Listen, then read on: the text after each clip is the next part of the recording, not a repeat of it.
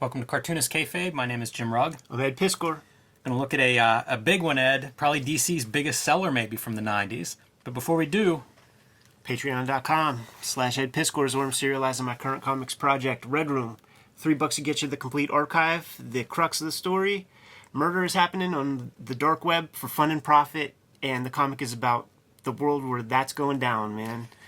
2 issues are up there right now. It's going to see a print edition in 2021, so in a couple of months there'll be more information later, but early adopters can read the comics before anybody else up there. I'm going to give a shout out for Street Angel Deadliest Girl Alive. This is my collection of Image Comics Street Angel stories, plus a few unpublished comics as well. And it's full color, as you can see. It's a ninja on a skateboard. Several complete stories in this volume, available wherever comics are sold, and perfect for any age reader and fans of skateboarding or superheroes or ninjas. But we are here today, Ed, to talk about murder for profit. Yes. In this case, Superman. So, early 90s, Marvel is selling 5 million X-Forces, 8 million X-Men. The top artists are then starting their own company at Image and selling 1 million copies of indie comics. DC needs to get in on this speculator boom. What can they do? Let's kill Superman. Yes. That'll turn some heads. We can send that press release out to media outlets. And they certainly did, man. This was a big story. And they were right. Sold 4 million copies. Nothing to sneeze at. It's got to be a major battle, unstoppable force, immovable object type stuff. Buildings must get smashed. It must be chaotic. There must be violence and terrible trauma on this planet in order to kill Superman. So I wonder who will do it. It's got to be Lex Luthor, right? Finally coming up with the scheme necessary to rid this planet of the alien scourge that is Superman. Nope, it's Doomsday. Doomsday? Some new gimmick. That classic villain from 1993 also? Yeah, they didn't abide by Aristotle in this one. So I have two books here. One is Superman 75. This is the actual, the Death of Superman issue. It came polybagged in like a red and black. I think the Superman symbol was like bleeding down the poly bag. You know what, Jim? I'm concerned about you touching it with your bare hands. Like I have my mask on. Here, take yours. You are right, Ed. This is what we should have done. Put on your rubber gloves, because when we look at these kinds of comics, right, there's going to be some criticism, and it's not good to just blankly criticize the comics. We got to diagnose them. So we're going to do this autopsy to try to make this comic work, because I think a few small procedures could have made this comic sing far better than it did, and you actually didn't have to change much. I'm glad to hear you describe it that way. This was a very different reread than I remembered. I had not read this really since it came out, and I did not remember it fondly. Mm-hmm. But I think you're right. There are some good ideas here. I don't think they stick the landing perfectly, but I think there's some good stuff in here, and I'm excited to dig through it and look at some of those things. Yeah, there are 2 major things that that could have been tweaked to make it a more dynamic comic, and as we go through it, like, we'll bring it up. Do you want to show your other gimmicks first? Like, how do you have this structured? I'm going to bring those in once we get into the book. I have a couple other comics that we're going to reference and kind of look at other massive battles. But the first thing I'm going to just point out quickly, because we're going to move on from this, this is the trade paperback that collects, I don't know, like 8 issues. This was a big storyline. Yeah. He didn't just die out of nowhere. There was a lot of build-up. At the time, Superman was, I think, 4 monthly titles that were all coordinated editorially, so basically weekly Supermans, and that's how this story was told across 2 months.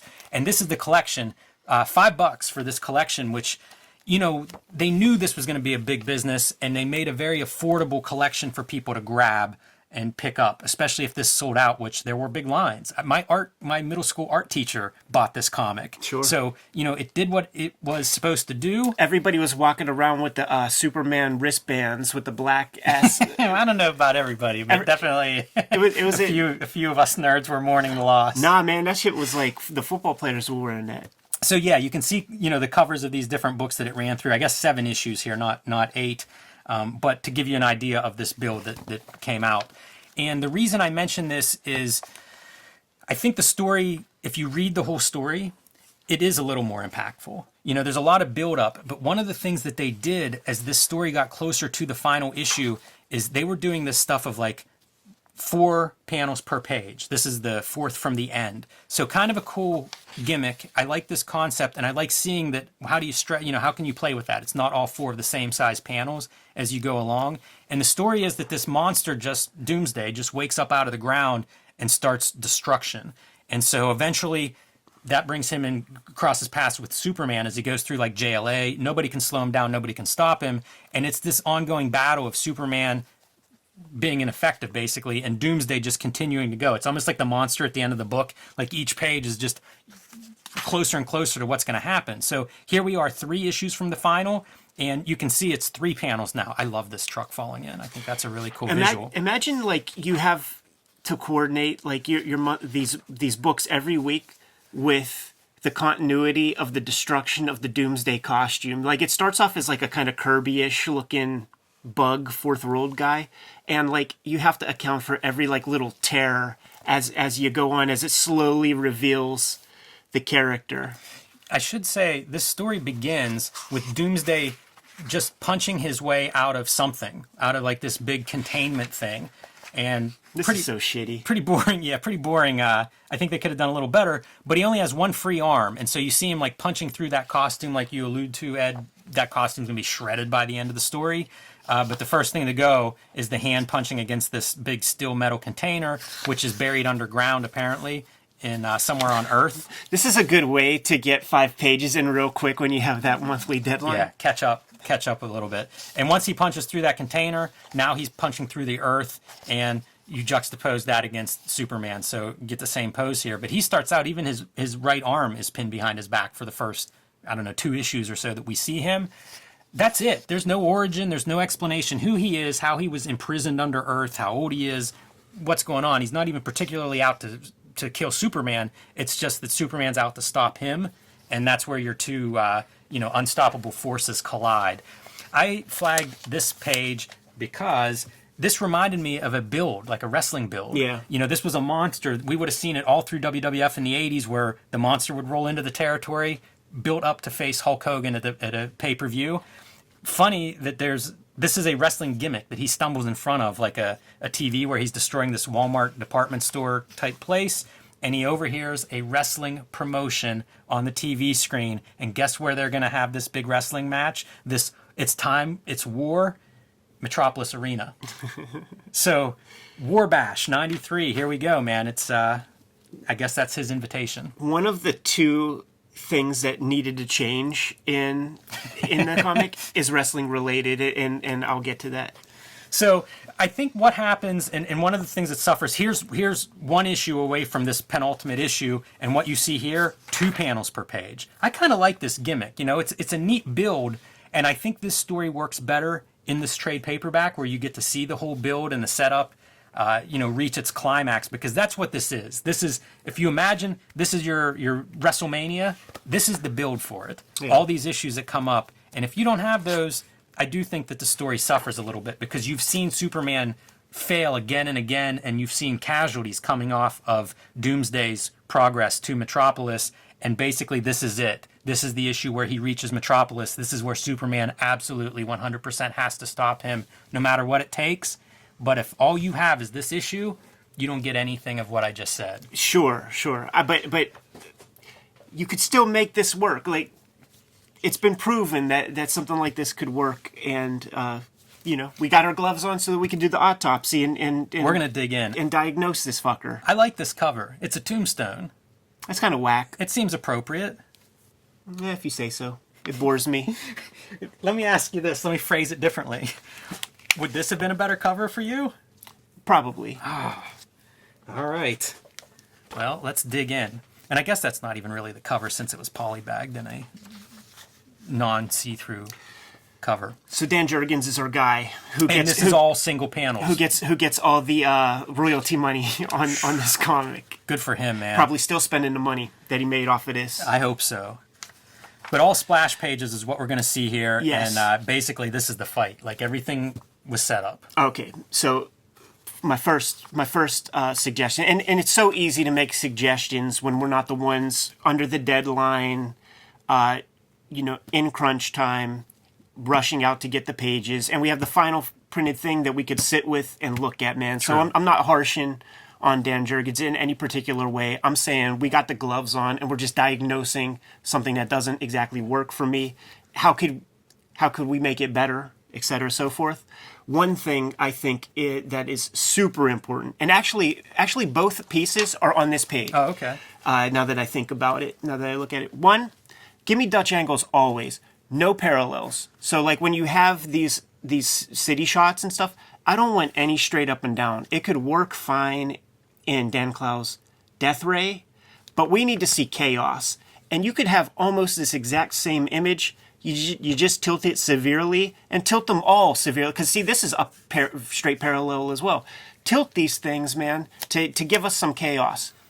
Two, the other big thing. If I am Mike Carlin, who I think is the editor, the mandate, the rule for this thing, and this is a wrestling trope. You hear Jim Cornette talk about how people misuse Andre the Giant whenever they come to their promotions, man. When they put the camera on him to shoot promos, they have the camera up high and make him look small. I don't want anybody bigger than Doomsday. I don't want this green little dude bigger than Doomsday, and we're going to see maybe 2 or 3 Jimmy Olsens that are much bigger than Doomsday. You don't do it. You diminish our villain. You diminish the guy who's going to fucking kill Superman. He's got to be gigantic. Always. Yeah, that's good. I realize like we gloss over this first page. You need an impact on a first page like this too. Sure, yeah. And we mentioned wrestling, so it's kind of appropriate that you get your wrestling ad Right. is really page 1 here. But this is a little underwhelming, and it's like if you're gonna have a big money shot somewhere in here, and I guess the whole book is money shots, that first page should just make me have to rip through there. I'm glad you said that, because 100% right, and it kind of illustrates a deficiency in what Dan Jurgens can accomplish. I think he could draw okay. Like, the drawings look fine or whatever, Sure. but dynamics and the necessities for this kind of thing, he lacks all those tools. You mentioned the verticals and horizontals, the sign of stability. We don't have buildings here, so you're not bound by like, I got to figure out how to draw, the cityscape. And yet he finds a way to do horizontals, verticals, horizontal arm, almost going out of your way to put horizontals and verticals in. And you know what? I'll give him the benefit of the doubt here. As we progress, let's see if this becomes tilted. Let's see if this is done for effect to say, hey, start static and watch how chaotic it's going to get.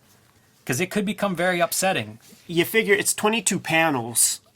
You can't waste one of them. And always trying to get their continuity in. Fuck these guys. I don't care about them. And somebody, you're pimping this on the nightly news to somebody who doesn't read any of this nonsense. They don't give a fuck about this either. This reminds me of How to Draw Comics the Marvel Way. The bad one? This is almost an exact pose in that one where Exactly. the one guy's holding him up. And also there's a bad tangent here of arm leg. Yes. That's unfortunate. You're going to see some real bad stuff here. All right, so he chucks him up here. I agree with you with scale, because here Superman even is hitting this guy, and Superman looks smaller. He might be the same size, the turning him on his side might be throwing off the scale comparison, but these are Titans, and they should feel like Titans, and it doesn't quite feel that way. Certainly the helicopter pilot bigger than Superman. Yeah, you gotta be careful with that. Like, this is a big moment, and a few subtle things would have changed the entire dynamic of this issue. The color upsets me. There is so much gray, and Doomsday is just lost in this panel. Totally. Make that helicopter, I think that's a news helicopter. It doesn't have to be military drab green. Like, make it a different color to separate that from Doomsday. Same with the building backgrounds. Like, it's this, you're not getting help here from your colorist, unfortunately. And, something that runs through all of this for me is this is supposed to be a pretty emotional story. Like, we are going to see Superman die. That's what we all came into this knowing.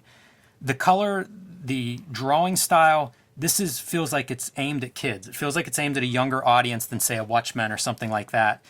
And I think that hurts it a little bit too. It kind of undermines the emotional weight that you're trying to create here. This is a very adventure style, cartoony style art, except we're dealing with something violent and heavy, and like you see buildings falling and all the clouds and everything.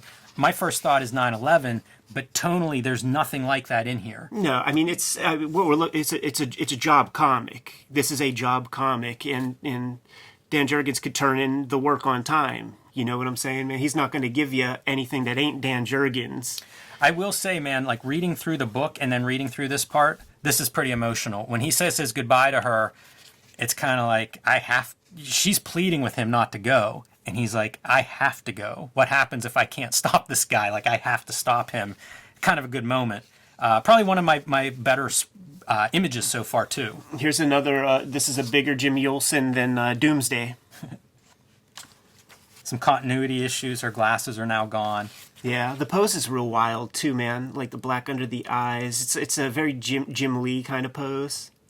I like this page too. At least it's a nice big Superman, and it has that dynamic quality of he's coming towards us. Jimmy Olsen looks funny there, but maybe Jimmy Olsen always looks funny.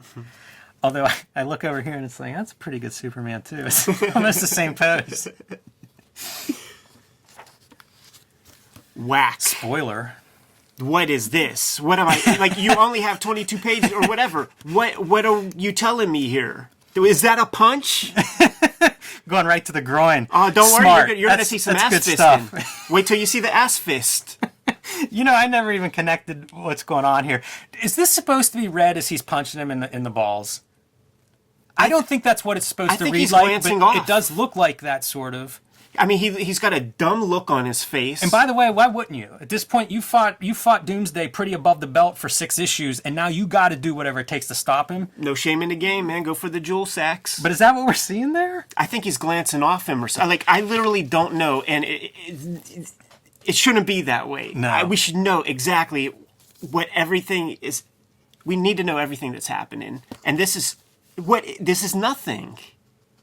This is nothing. You got a couple of little speed lines. You got a dumb, goofy look on his jib, and nothing. All right, so here's one of my references. This is a long shot. I don't mind the long shots or the high shots as much as you, Ed. I don't like the bigger figures, but news helicopter footage, we've seen disasters that are covered from the air, so I feel like there's a way to do this. And the first thing I thought of is Destroy. Yeah. You know, I feel like this whole fight is basically what we see in Destroy whenever guys are being punched through buildings, and it's, you know, these early stages before they've leveled the city, because this does start to show signs of destruction as it goes on, but there are these images of like guys being punched through buildings, and whenever I saw this panel, that's exactly what I thought of. It's straight through the building, again with the cartoon language, and I just think that was the language of this book at the time, but this doesn't exactly feel like a lot of gravity. And even a minor thing, they're slightly going up. Like, how about everything going down? Like, these guys are pummeling each other into the ground, I think. And still, like, let's say this is news photographs. Here's our parallels, man. Here's our straight up and down, horizontal, vertical gimmicks, man. You just tilt it. If you just tilt it, like, say this way, it would add some gravity. It would feel like this guy's like, you know, yeah, definitely shooting him up. Lean that building a little bit on its side, man. Really threaten that part. And also, if this is news footage, it's perfect because you're getting that camera off balance. You're in a helicopter just trying to get a shot in a chaotic situation. So then Doomsday goes to the courthouse steps and grabs a Superman statue and buries it right into the ground. Because Superman is such a dummy, because we saw the look on his face in that previous one that he might be a little touched in the headpiece right there. He's concussed and his body's locked up. He's got CTE. So he didn't think, oh man, I better cushion the blow, like bend my knees a little bit. Has he been dead for 2 hours here? Is this rigor mortis that we're seeing? It's so weird too. Man. It's almost a pile driver, but not quite. And it lacks impact. What's the cape doing? The cape has now posed beside the action. It lacks impact. Another giant Jimmy Olsen against a super tiny. Even Lois Lane is now towering over Doomsday. Yeah. You're real right about that. That's one of the gimmicks in wrestling for sure. Like having the elevated ring is like you take these guys that may or may not be 6'8", but you put them up 3 feet above the ground, 3 feet above everybody around the ring looking at them, 3 feet above the cameraman, and guess what? they feel like they're 8 feet tall and bulletproof. Not here. Yeah, and when I was rereading this, I was immediately thinking about the stuff that Jim Cornette would say about dissing certain promotions when they would shoot promos with Andre specifically, because it's like he can make them look like they're Lil Beaver, who's a great wrestler. Okay, so here it is, man. Wow. You establish the ass, you establish the fist, and then you get another tangent of the leg arm. Yeah. This is a leg and an arm growing out of the knee. Yeah. That's really a peculiar drawing. See, it's like, Dan, just fucking take an extra little bit of time, man, to compose your images, man. These are big images you can't hide. You know, like where you take a flyer on a panel here or there. These are big images, man. So, okay, that is lined up for like the Bloodsport Van Damme split punch to the... Oh, and turn the page. There it is, fist in the ass, right there. You don't see it explicitly, but he's got his fist in his asshole. By the way, this is a right hand that appears to be going for the punch, and a left hand that is lodged in his rectum. Well, yeah, he just wanted to show, there's the clean hand before it gets the gimmicks all over it. See, I mean, that ain't a spine buster. Man, and I felt better about this this week when I read it than going through it now. Like, I'm looking at dialogue, like, what is he? What does he want? This is that era too. Like, who are you writing this for? Because we've seen comics that really are like, this is a heavy comic. Even again, Watchmen, Dark Knight. You know, these guys that are using superheroes but treating them in this way of like stakes, and then like you're killing. You want us to believe Superman's dying, but it's treated in such a strange little way. This is another sort of terrible composition because it's supposed to be straight down. And honestly, like, it took me a while to realize what I'm really looking at. So this is a sidewalk. This is a building. Yeah. So like the vanishing point will be right here. It all gets obliterated because this is a standard side view of a that's girl. Rough. And by the way, bigger than Lois Lane in this point, bigger than Doomsday and Superman. Yeah, and that whole pose is awful. Like, that leg is crazy. That's hard to understand. And then the last 5 are fine, I guess. All right, so we get a close-up. That's good. Increase your emotional state, right? Like Just tilt Superman taking a rough shot there. Just tilt that a little bit, man, within the thing, and then you got a little something more. But nevertheless, close-up and intensity, right? That's what we're seeing with close. You get to see emotions. Jimmy, we're leading to the dusty finish. Oh no! And Superman's bleeding now, man. He's got the crimson mask going. I don't know if he bladed himself to make that happen, but it's getting grim. Yeah, man, he wants to take that powder, man, and go to the Fortress of Solitude. And we are seeing some diagonals here. You know, you called for him early, but better late than never. Test of strength. Test of strength. Test of strength, and then right here, almost where the page is cropped, he kicks part of his knee bone off. And he's finally managed to hurt him, Rocky style. Yeah. He's bleeding. Unstoppable force, immovable object. It is the dusty finish. And now this reminds me of Watchmen, like the last chapter in Watchmen when we see the aftermath of the city. Because I think there are these kinds of panels where you just see like the buildings, the facades all, busted up, windows busted up. Totally reminds me of that. I think that's probably an intentional homage. Yeah, maybe. I don't know. Or maybe it's just that one of those images that's we've all burnt into our brains, so it comes out on the page. But this is your big climactic moment, right? This is everything. Give it your whole punch. The double axe handle is what he's going to go with. Which Good is drawing. Cool. Good drawing here. Very nice. You've got diagonals, and you have them both turned at different diagonals. That's really good. And it's just a really good drawing. Like, diagonal buildings. Super strong. I'm buying that. Superman's twisted around, getting some torque on this double axe handle. Yeah, and he's got the leg up because when he mashes down on the canvas, it's going to make a severe noise. And here we go. The death blows. I was about to put some tracing paper down on this motherfucker, because you put the jaw just like that, Yeah. nose, so that head is fucking cocked back Snap hard. that head back. Super hard back, man. Because you get some of that on Doomsday. Doomsday's head snapping back from his body. It'd be good to see Clark's head snapped back. Yeah. And now we're going to get back to 2-panel pages, even though it's one big image, because it's like It's pretty that clever. bad. And hey, guess what? Keep the diagonal. Maintain some diagonals in there.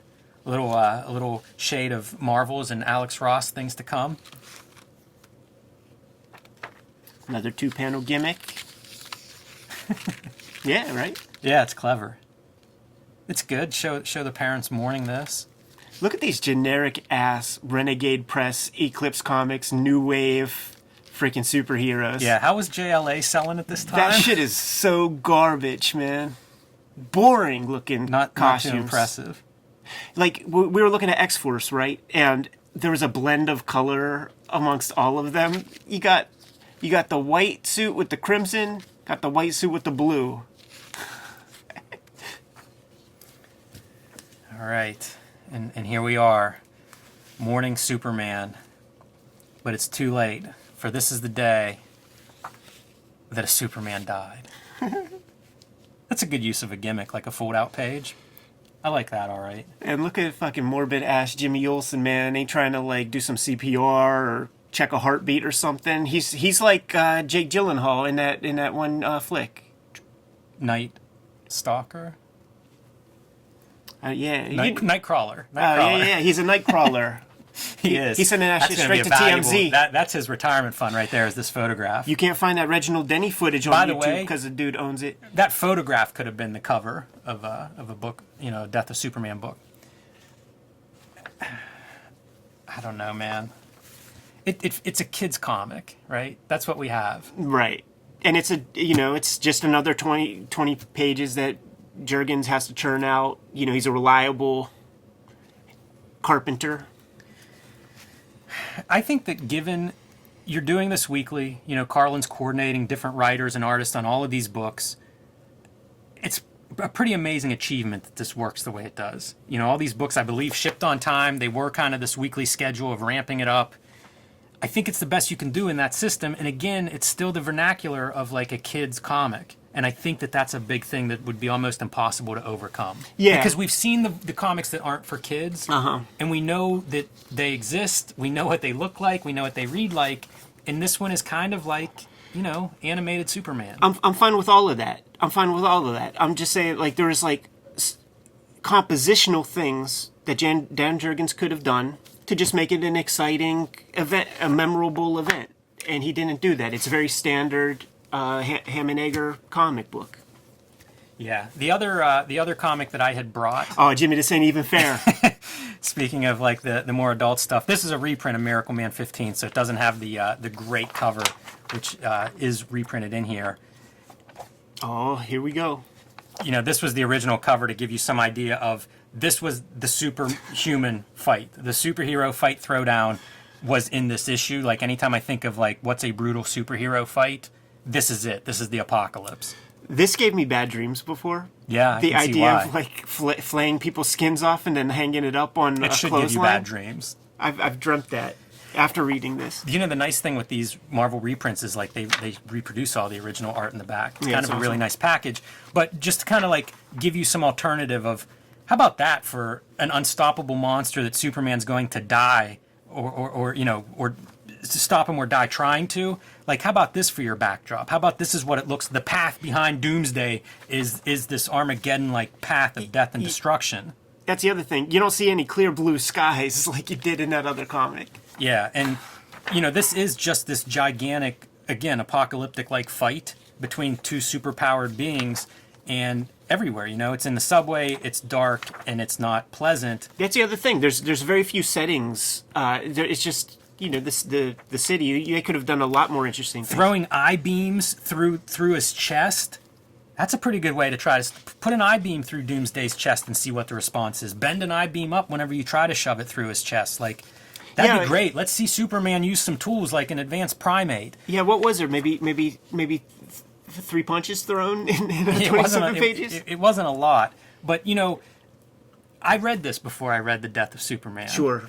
And it certainly did not help the impact of Death of Superman after you read about this superhero. He won this fight, by the way. This is like Death of Superman. He saved the world, even though London paid for it. But he talks about you know, he was throwing cars with people in him at those villains, and he wishes that wasn't the case, but it's like that's what you do in desperate times. It just didn't feel, I didn't believe it. You want to go back to Jim Cornette? I didn't believe it. Sure. You know, I've seen Superman fight a lot of stuff. We've all seen him overcome everything.